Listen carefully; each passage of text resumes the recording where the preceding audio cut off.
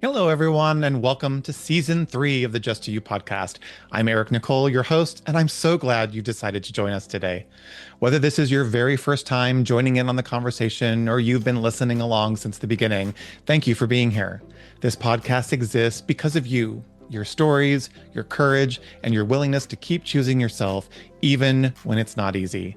The Just Do You podcast is a safe space for authentic, unscripted conversations that connect us, inspire us, and remind us of who we are at our core. Together, we're going to explore confidence, voice truth, and what it means to step fully into what I call the Just Do You sweet spot, that place where you are living honestly, intentionally, and unapologetically. This new season is about growth, reflection, possibility, and community. I'll be sitting down with friends, colleagues, community leaders, and influencers who are willing to share their journeys, the wins, the challenges, and everything in between. We'll laugh, we may shed a few tears, but in the end, we're going to continue to remind one another that none of us is walking this path alone. So, are you ready? Great, let's do this. Welcome to season 3 of the Just Do You podcast. All right, everyone, welcome to today's episode. I am so excited to introduce not only a friend, but a mentor and a teacher and someone that really has an impact in not only my life, but the lives of those he touched. So I'm going to get right into it, and I'm going to introduce everyone to Charlie Chapman. Hi, Charlie. Hi, Eric. Thanks for How having are me. you? Oh, my pleasure.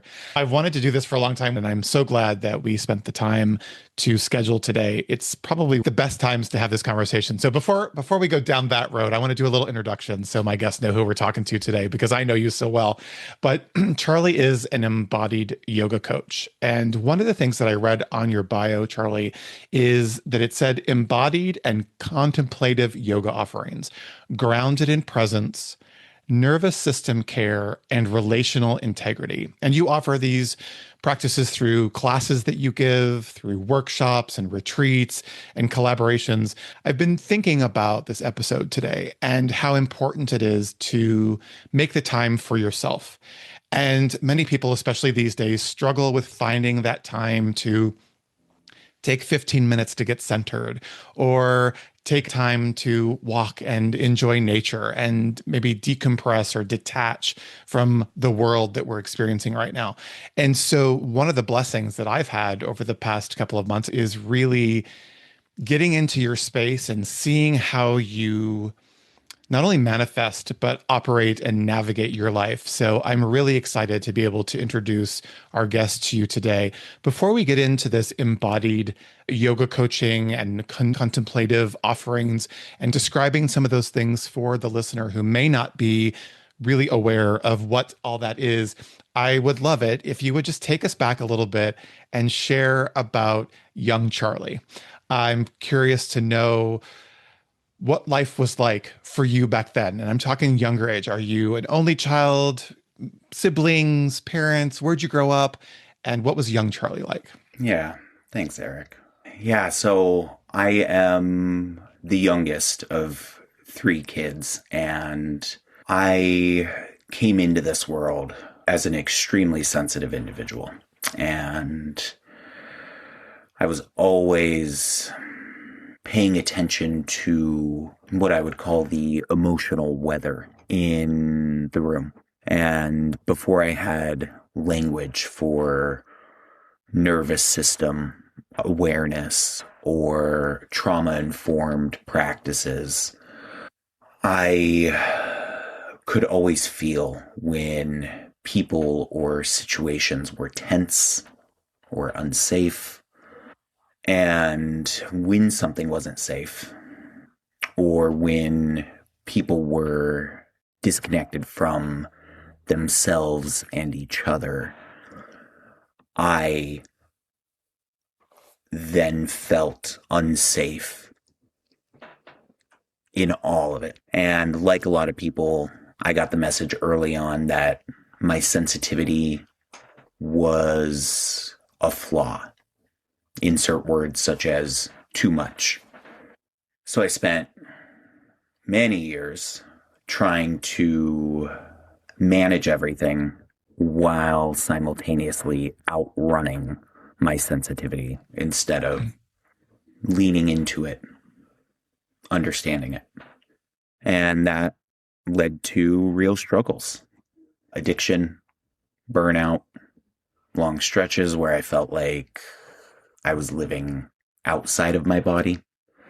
So then insert recovery, contemplative practices, and yoga, slowly bringing me back to my body. One of the biggest realizations along the way was that healing wasn't fixing. There was no fixing myself that needed to happen. The healing was learning how to stay with my experience. And I'm still learning it. Learning how to stay in my body without immediately trying to escape the sensation of dysregulation or feeling unsafe. And that realization has changed everything.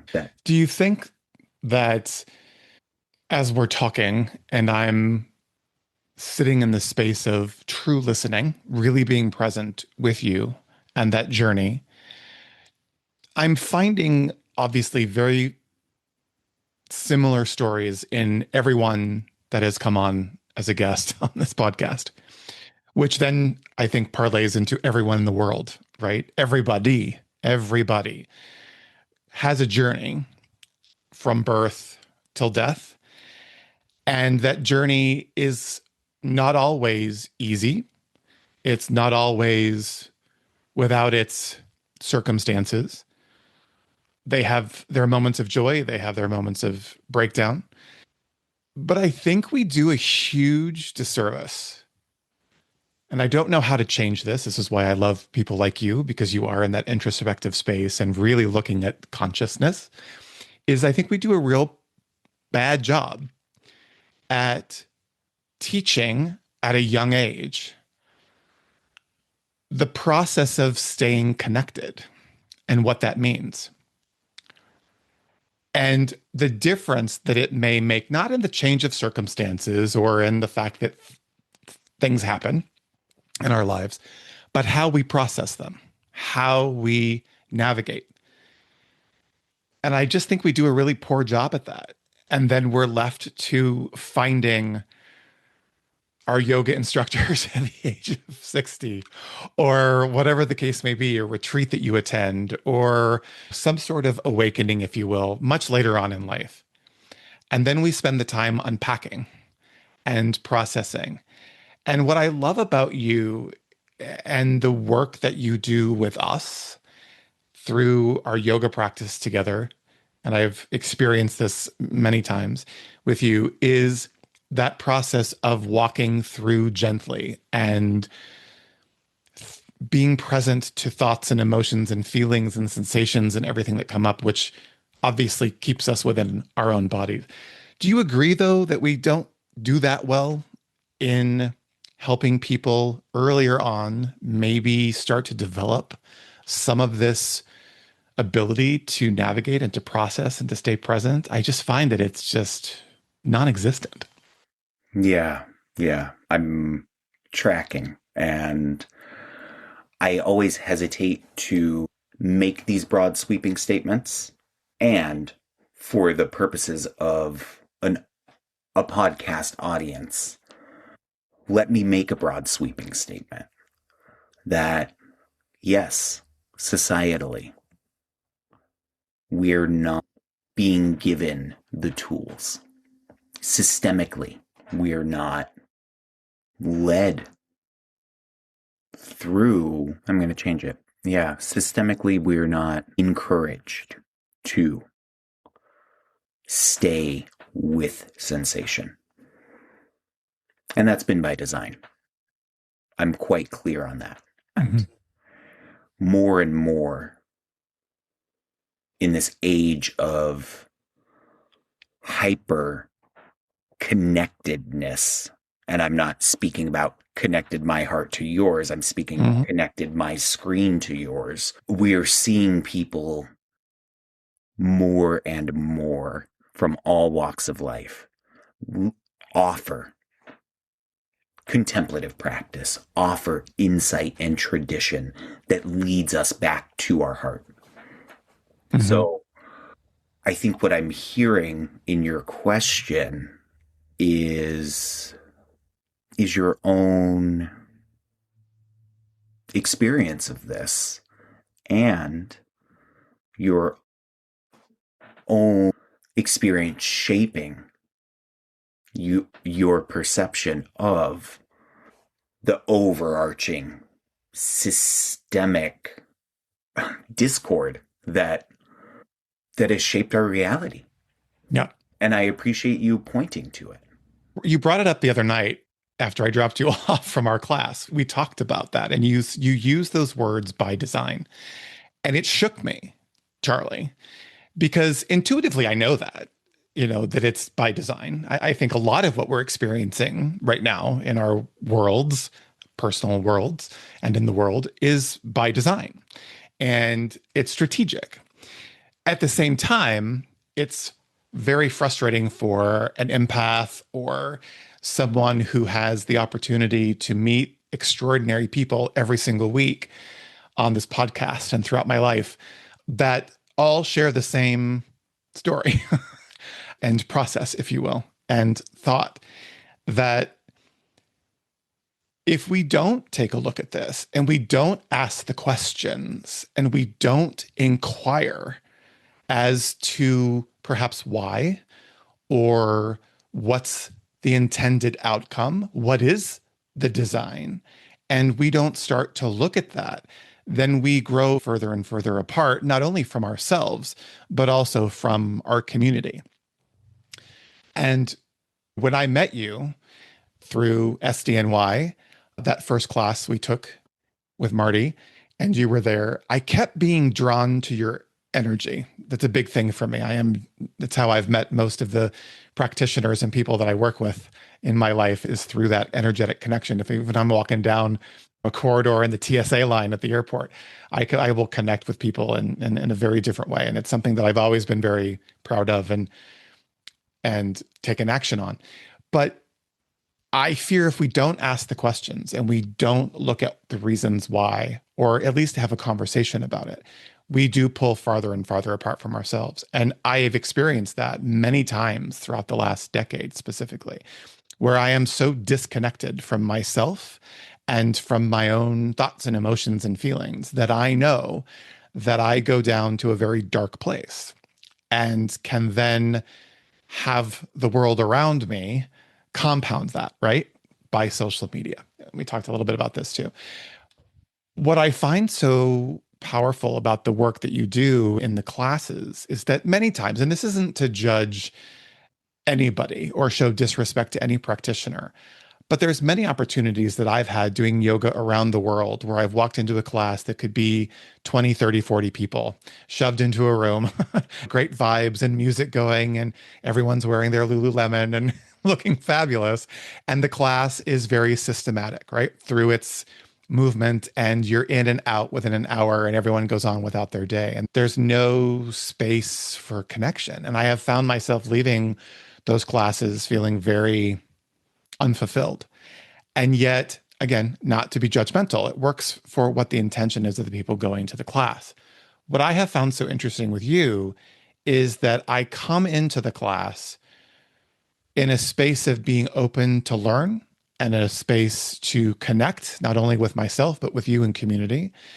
And yet I've left every single class and every conversation with you for that matter, in class or out of class, with a very inquisitive question looming in my head that has me start to dig deeper into what it means to be connected, not only to myself, but to others and to community, and how important that is. And so that's why I asked that question earlier, is because by design that's out there, we sometimes have to buck that system. And I find the work that you do, and I wanted you to explain a little bit, just because, again, I'm not sure that everybody that's listening understands what embodied means or contemplative yoga. Explain a little bit about that so they'll have a basis of the discussion, if you don't mind. Yeah, thank you. Always welcome to reel me back to the point. Oh, girl, you and I have gone to places that there's no coming back from. We weren't limited to an hour. So, Yeah. so there's that. So thank you. Sure. Embodiment is what it sounds like. It is being in your body, being present for what the body and all of its systems are experiencing. And right now, I'm really focused on nervous system awareness. Am I in a place of activation where I'm in my parasympathetic, or am I with external stimuli from a place of regulation? And to be regulated, I'm probably getting too wordy here. No, nope. Great. To be regulated is not to always be in your sympathetic nervous system. It is being able to rise, to have parasympathetic activation. There's safety in that. There's wisdom in it. The body is inherently capable of holding us through experience of varying levels, high highs, low lows, and everything in between. So embodiment. So just to put that in my 101 terms. So what that's saying is that we have that innately, right? That I can't even say the word. We have that opportunity, correct? And always, it's always there. It's just tapping into that. Is that correct? Embodiment specifically? Or that, yes. And the distinction you talked about between the parasympathetic nerve and the other, that's always available to us. It's Yeah. just we have to learn how to tap into it and how to and be present to it. What does it feel like? What are we experiencing? Correct? Yeah. Because I think people will say, how do we know? How do we know when we're in one of those two spaces? And I think that's where people get off track. Is your heart racing? Is Are you sweating? Is your face warm? Is your stomach or your chest tight? Chances are your nervous system is in its parasympathetic mode right then. Yeah. And when it's not, where are we? Is your chest open? Are you able to catch your breath? Is your stomach doing what your stomach does? Is it digesting? Can you feel that happening? Can you notice that your feet are on the ground? Have the sweats dissipated? Has color returned to your face, or the heat left it? Yeah. Yeah. And why is it important? Something I see a lot is have the shakes stopped. Yeah. And why is it important for people to be present to those thoughts, feelings, emotions, experiences? Why is it important for us to be present to that as opposed to just floating through our day? What does it do to us if we don't presence that and are aware of what's happening inside of our body? What happens to us? Yeah.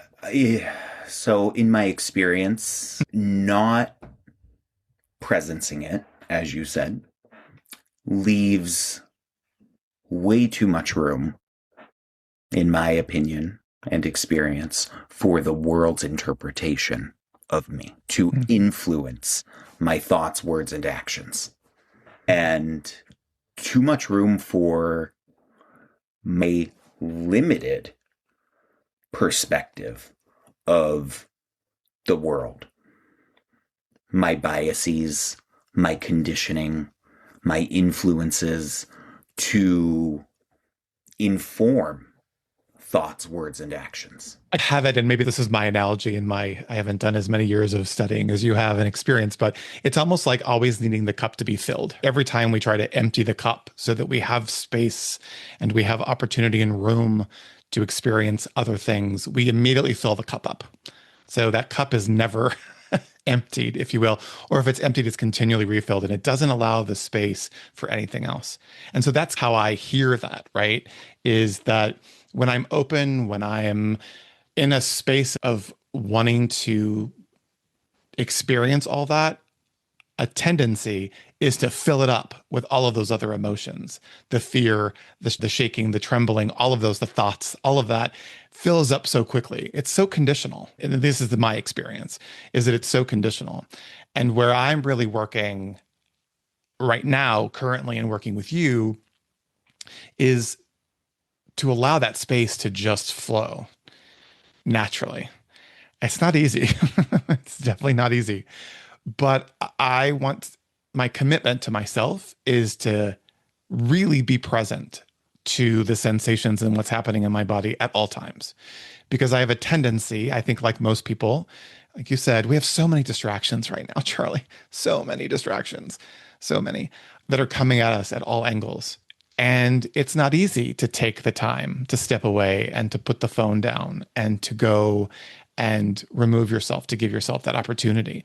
But it's so important. I know for me, and this is just my experience, and maybe this will help someone who's listening kind of resonate, is I know when I wake up in the morning, if I don't take the time to breathe and to do a little bit, even if it's just a few minutes of stretching and some meditation and to practice gratitude, I wake up into what's going on in the world and instantly that sets my day for the rest of the day. And that's where I get jittery and jumpy and I feel completely out of my body and don't feel connected. And there are days that I don't get back on track and there are days that I do. And so I think that's the human experience. But for me, it's been really interesting making a conscious effort to presence those sensations in my body and how I'm waking up in the morning and how I'm going to bed at night and the thoughts that are running through my head and the commitment to stay on target and to stay on track with my practice, right? A couple times a week yoga, my swim class, my meditation, my art class, all of those things that allow me to feel more present and to feel more inside of my body. I was sharing that with you before we jumped on. And I think if people who are struggling will take a little time to just even try it. I think part of the challenge that we face is number one, comparison. We're looking at other people on social media and what they're doing and the experiences they're having through their practice. And if we're not having that same experience, we judge ourselves, which sometimes allows us to not go back. Right. So our journey and our practice is our journey and our practice. And I tell people to stick with it.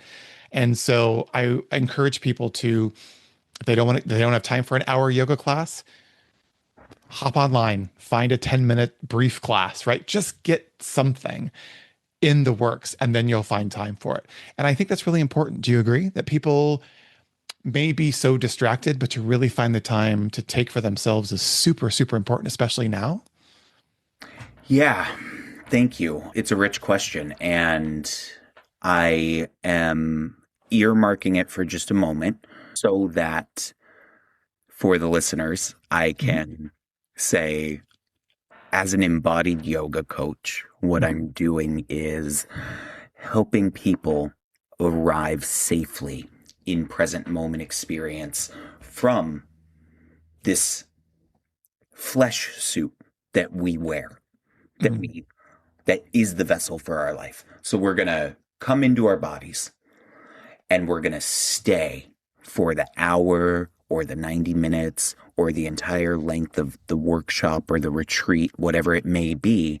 We're going to practice staying with what's rising, what's arriving, and noticing what shifts as we stay with it from a place of compassionate awareness. And we're going to use the tools of so many beautiful faith traditions and insight traditions. And just like I were making you a home-cooked meal, I'm going to choose the ingredients that are on hand and that are right for the dish that we're cooking up. That's what I'm doing as an embodied yoga coach. And that's what I love about your classes is because they are never the same. No, because we're not. That's an important though distinction though, is you are creating that class in that moment, I'm assuming, based on the read of the room, if Yeah. you will. Yeah. Based on the read of the room. It's not your systematic, okay, now we're going to go into flow and do the next 6 moves that I do every single week. Some days it's a little hard, my friend. Some days it's like there's some. I'm like, is he ever going to get us out of this pose, or are we just going to stay here forever? But that's a whole other part of the context of the podcast. I do have a question for you because I think it's important to share your experience as well. What was it like for the first time you experienced that? Was it in a class? Was it in your training? Was it in your teaching? What was that like? The first time, I know exactly where it was, and I'm certain that it was with one of two teachers. And it almost felt unsafe Mm, because of how unfamiliar it was. And I was overcome. I was mhm, entirely overcome with emotion, and my body was sweating profusely. And as someone who grew up in a male body, who was consistently told how well suited my body was for athletics or violence, really. You should be a linebacker. That was the mhm, running advice. You should play football and be a linebacker. What? No way. No way. So that kind of stuff always it over the years it compounded, and I didn't feel safe to emote, to mm, have my emotions publicly. But in that first experience of feeling the embodiment of the practice that was being offered, the feeling of dysregulation faded fast because I was held in mm. a skillful container by a skillful teacher. Yeah. Were you training at that time, or was this just, hey, I'm going to head off to a yoga class? This was knee deep in active addiction, or maybe head fully submerged by the metaphorical waters of. And I was looking for any solution, and I had yet to realize that all solution came from within, or would come from within. Yeah.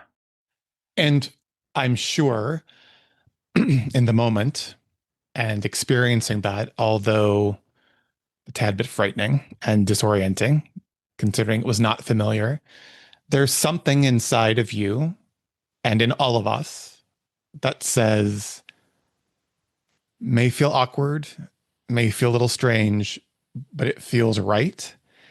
And that has you go to the next class or the next experience and to the next experience and to build on that.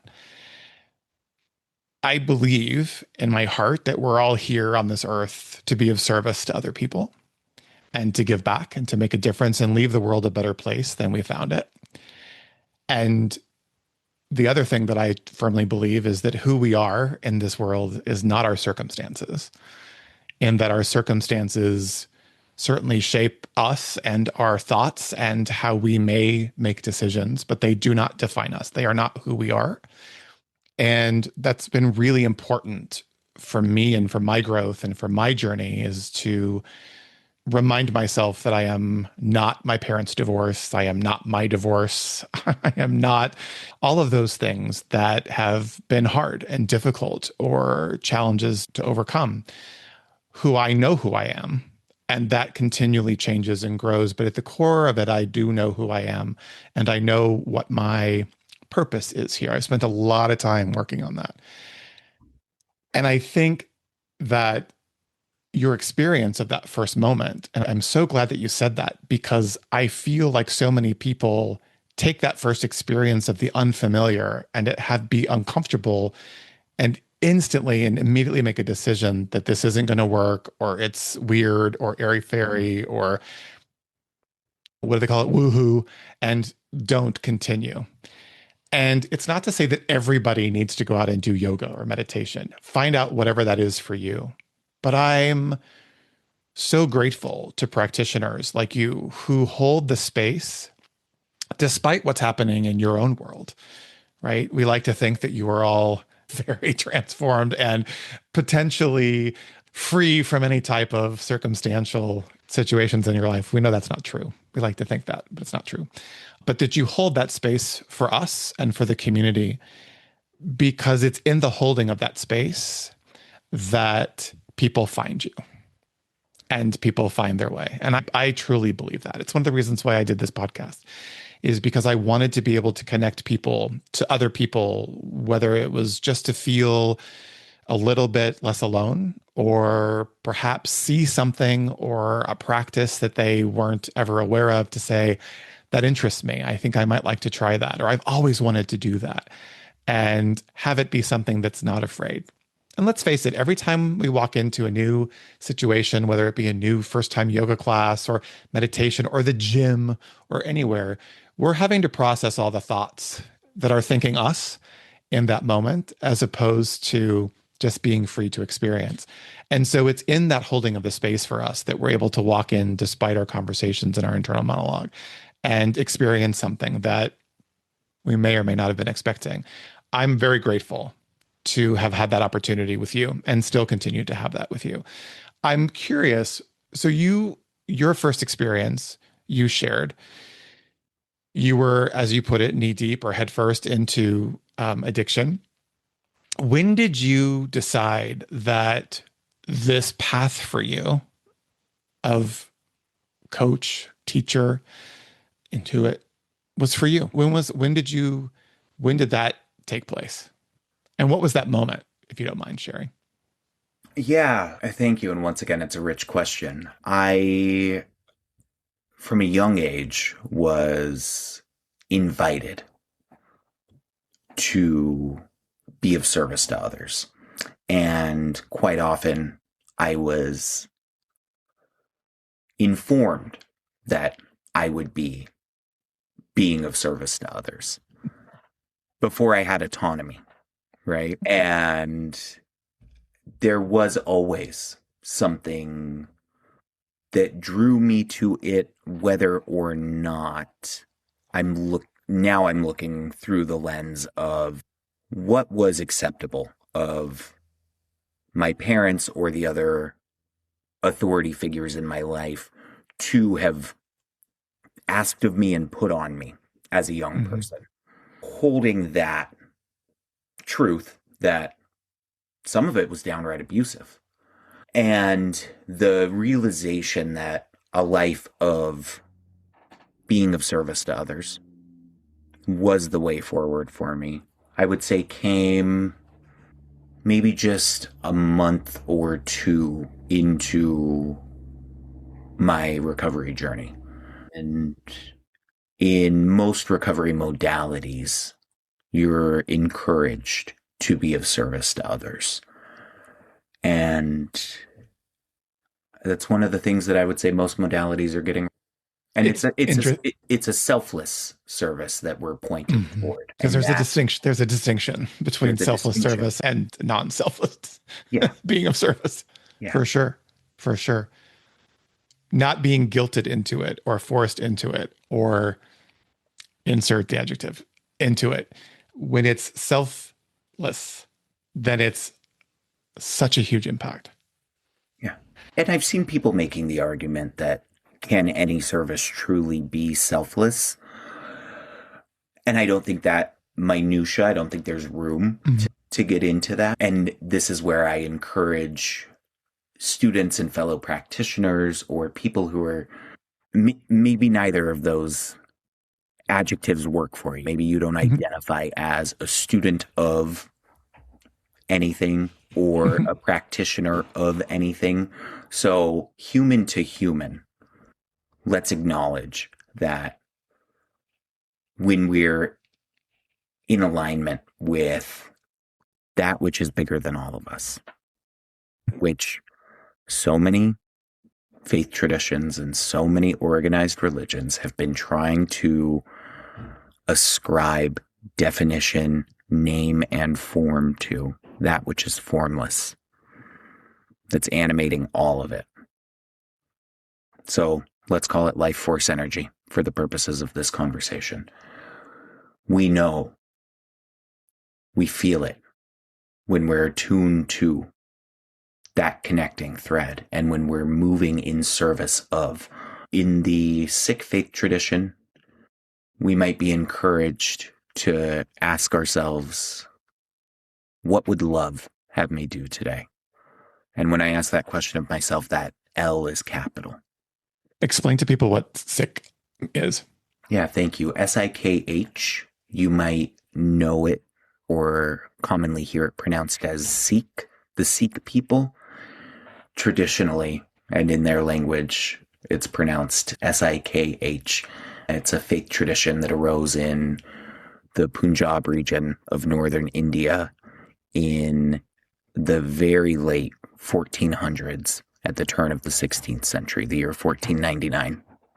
It's a beautiful, rich faith tradition that teaches us ways to remember oneness, capital O. It's hard when you're not sitting face to face with you, or some people will just be listening to this in the car on their way to work. But when one sits face to face with you and has the experience of what you have to offer and to share, I wasn't able to put a description to it until just this recording. And that is that you are somebody who has such a vast amount of knowledge and experience that, to me, shows many lifetimes of the same life lived, if that makes any sense. And what I'm saying to those that might just have gone right over their head is that may not be the first time in this body that you're in that you've done this work, because when you speak and when you lead us through the sessions and the yoga sessions, and you take the time and you think and you process before you speak, it's super powerful, Charlie. And I want you to know that's recognized because, again, my past experience has not been as enlightened or as connected in terms of what you're teaching your students and why it's important for them to know why you're teaching them what you're teaching them, if that makes any sense. So what I love about the experience and what I hope others can experience and find it themselves is an opportunity to look at yoga and to look at meditation and to other modalities within that world or that genre, if you will, and make it work for them, make it important for them. This is not one size fits all, right? This is not one class is going to suit everyone's needs. But I think what's so powerful in this moment that we're living in right now is, again, we're just bombarded with so much noise from everywhere. It's at work, it's at home, it's on the TV, it's on social media, that if we don't take the time to find that space of exhale, of a deep breath, of a moment to connect with ourselves and to connect with, and again, whatever you want to call it, your higher power, the universe, whatever, God, whatever that may be for you, if we don't take the time to do that and we don't start now, I worry. I worry. And it started with COVID. I mean, it started before that, but it was amplified with COVID because we were so sequestered. And I was chatting with someone the other day in a conversation about what did we do with that time that we had while we were sequestered? What did we do with it? Did we learn something new? Did we read a great book? Did we get out and take a walk in nature and smell the flowers? What was it that you did to do self-care? And it's fascinating to me because so many people that I talk to took the time to really focus on themselves. What's important to me? What makes me feel good? What brings me joy? What brings me enlightenment? And for me, it was a very difficult time, the last 7, 8, 9 years. Very difficult in many respects, just like everyone else. I'm clear that if I didn't have the practices that I have been working on the past decade, that it would have been a lot more difficult. And so as we navigate our way through this current noise, what are some of your Obviously, if people aren't in San Diego, they can't come to your class. But what are some of your thoughts and what are some of your recommendations to people who may be sitting in that space of, this sounds amazing and it sounds like something that I really want to get connected with? How do they do that if they don't have the resources at their fingertips? What's the best way for them to find that connection, that community? Yeah, thank you. And for those listening who were experiencing a lot of silence from me while Eric was just speaking, that was intentional. That's part of my practice, is listening not only to what's being offered, but staying with the sensation of where I want to interject or where I want to come to the rescue with solution. So thanks for staying through the silence. And Eric, to your point that if someone isn't in San Diego, California, they can't practice in person with me. That's true. But I am available for virtual and remote practice as well. And I am very aware that there are folks who want less screen time or maybe don't invite screen time at all. And I'm of the last generation that only knew landline phones and used to knock on the neighbor's door without calling ahead. So Right. phone calls are always welcome too. Or if someone needs a pen pal, maybe that's the way forward. So poetically, I'll say in this moment, since this opportunity is here, that the unknown is where all outcomes are possible. And if what is being shared here today is carrying resonance for you, I encourage you to reach out to me. If I'm not the teacher for you, I most likely can guide you toward a colleague or a fellow practitioner who's more aligned. Most important to name here is that for many, the overwhelm is such that if it might feel impossible to carve out even 10 minutes of your day for quote unquote self-care practices.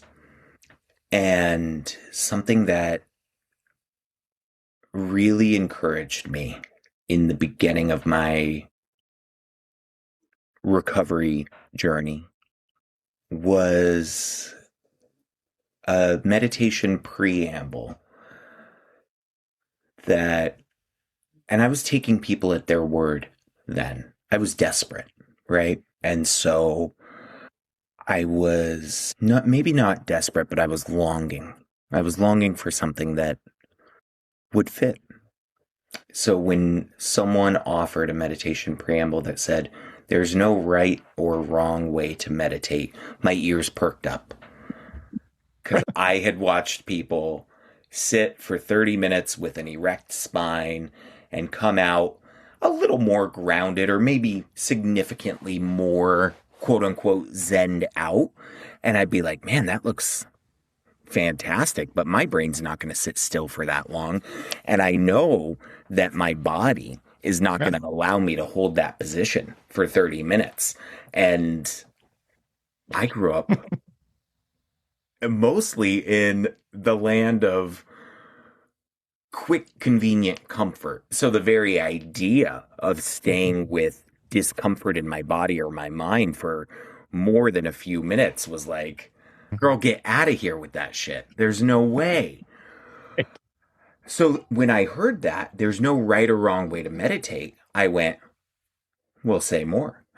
And they didn't say more in that instance, but I investigated more. And the Venerable Thich Nhat Hanh, Vietnamese Zen master, beautiful a beautiful soul that just left that incarnation that we knew as Thich Nhat Hanh in 2023, founded the Plum Village tradition. And early on in my recovery journey, and I attend recovery Dharma meetings. It's a Buddhist inspired and peer led approach to recovery from addiction of all kinds.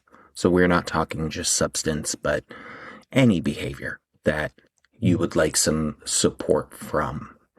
This is a program of empowerment, and it's been really powerful being around other people who are looking at head on, right? We're staying with discomfort, and we're taking our little flashlights and going, what is that in the corner there? So Thich Nhat Hanh taught seated meditation, silent meditation, guided meditation, walking meditation, and that was my clue in.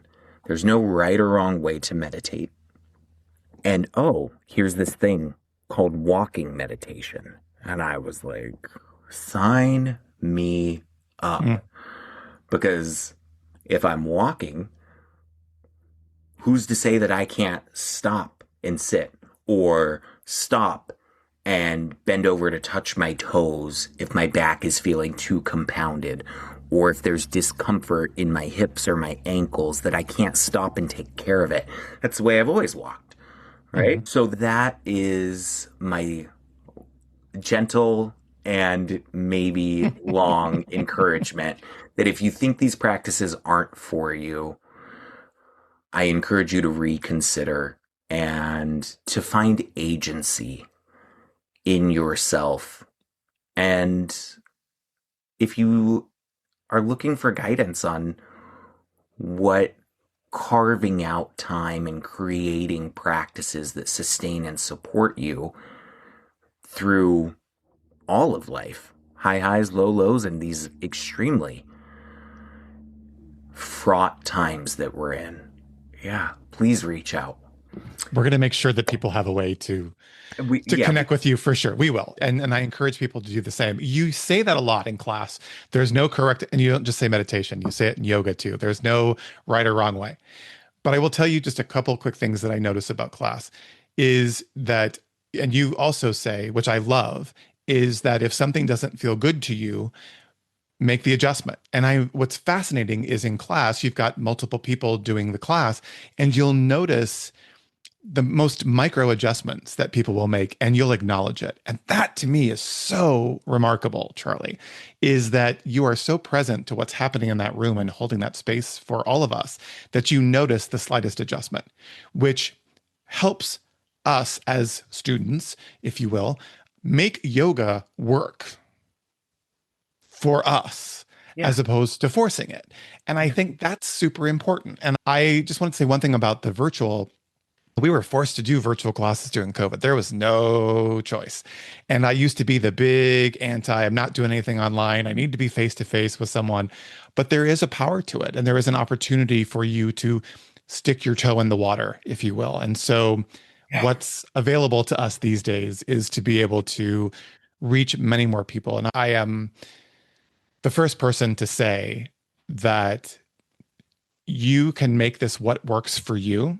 When I wasn't practicing last year and would find myself in a really dark space for a couple months, a former practitioner, or a current practitioner, I should say, that I work with that I hadn't talked to in a while, called me and said, I'm sensing something's up with you. What's going on? And I shared what was happening. And she said, are you doing your morning ritual? And I said, I started to say yes, because I wanted to lie to her and tell her that I was doing it.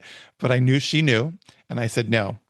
And she goes, it's why you're in the headspace that you're in. She goes, if you don't have the time in the morning, tone it all down. And I literally was waking up every morning. I did 5 minutes of breathing. I did 5 to 10 minutes, probably 10 minutes of stretching and some yoga poses. I colored in a coloring book. It was a mandala coloring book, which I have by my bedside, which I love. I spent 15 minutes coloring, 10, 15 minutes. And then I did what some would call affirmations or manifestations. And I did that every day. And I noticed very quickly that I was waking up in the morning to what's going to happen today? What's going to be the good thing that happens today? What's going to be the thing that I'm most grateful for at the end of the day, as opposed to, oh shit, what's going to happen today? There's a big distinction in what that kind of shift does to our overall health, not just our mental health, Yeah. but our physical health as well. And we are in a time right now where we need to focus on taking care of ourselves. And so, whatever that looks for you, I took a walk on Saturday, just out with the dog, and I walked a different route.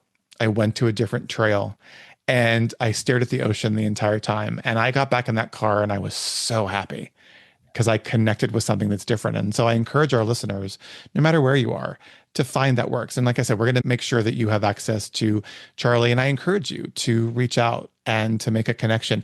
Life exists through a network of conversations.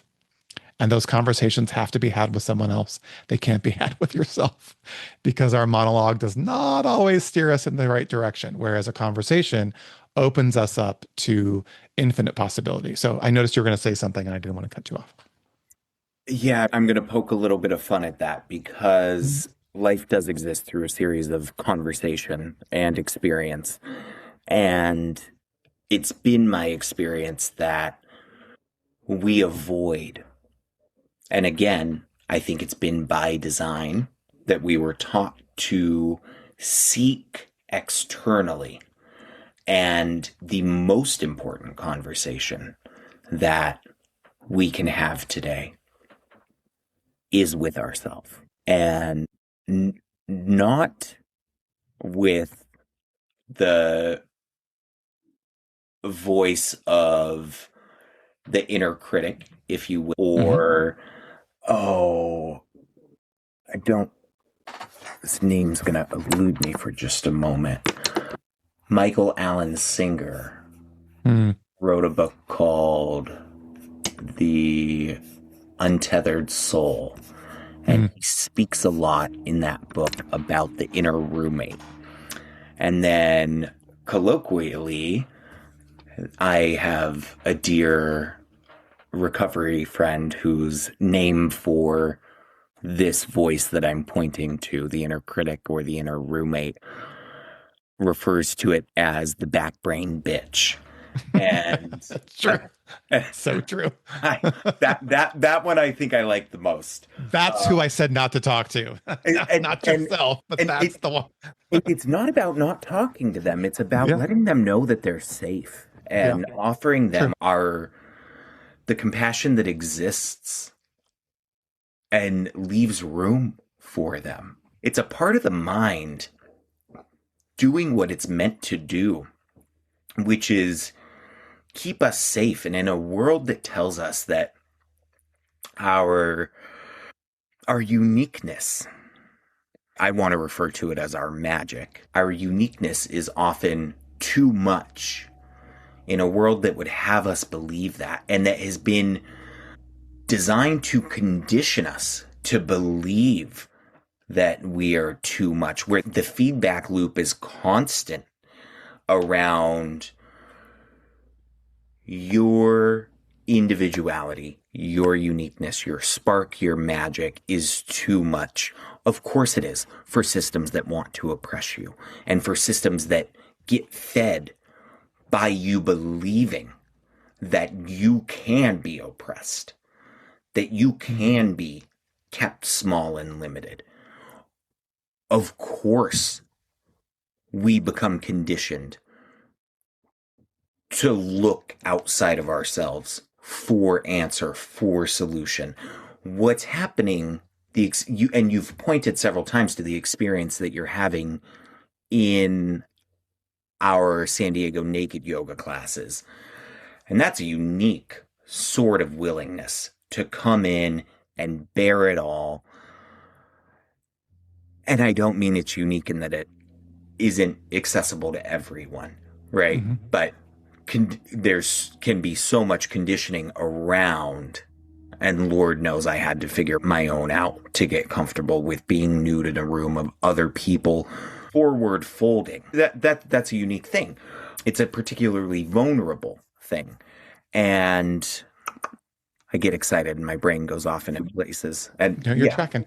yep. So I want to just really highlight for folks that you might literally not be able to see the forest for the trees right now. And you might not look at your day. If you're a parent, if you're a caregiver, insert whatever the circumstance may be that has you feeling as though you have absolutely no time for yourself. My encouragement would be, as you're brushing your teeth or as you're washing your hands and there's a mirror in front of you, right? Say, for most of us, certainly not for everyone, but for most of us, there's a mirror somewhere in our home. And if there's not, there might be a reflection in a pool of water somewhere. Offer yourself that length of time, washing your hands or brushing your teeth, to look into your own eyes, to eye gaze with yourself. It's been long believed by mystics and sages the world over that the eyes are the window to the soul. And maybe that's where you start. Maybe that's the entryway. If it feels so inaccessible to find stillness or to find routine for yourself or your family or those that you're caregiving for, let this be your invitation to stare at your own wonder and majesty. Look into your own eyes. Even if you can't believe that what you're going to find there is majesty and wonder, I would encourage you to just humor me. And for a week or maybe two, see what happens. What's the harm in staring into our own eyes? And for some, even that might feel inaccessible. And there are those who've experienced trauma that report that they cannot possibly look into their own eyes because it does not elicit safety. Of course, I can't offer something to fit everyone's situation and circumstance, but I will do my best to acknowledge that even though I may not know you, I recognize the uniqueness in your journey, the struggles, the difficulties, and more than that, I will acknowledge, and hopefully there's someone else in your life closer to you who can remind you of all that you are and all that you continue to overcome by simply showing up to the day. This is why I love talking to you and why I could talk to you for hours and hours. I'm going to leave that there. I have two last questions for you before we say goodbye. I think you and I could talk all afternoon. What's next for Charlie? Both long and short form practices accessible through a variety of platforms online. So contemplative practices, meditations, Dharma talks, and embodied movement practices uniquely in the category of hatha yoga foundational postures. A lot more of that to come. That is something very much to look forward to. And I know that people will have that same experience that many of us here have been blessed to have. So I want to thank you for your time today. And I also want to thank you for who you are in this world. I've been very blessed to meet some extraordinary people through this podcast. And you're now part of the Just to You family. So you're welcome to come back anytime.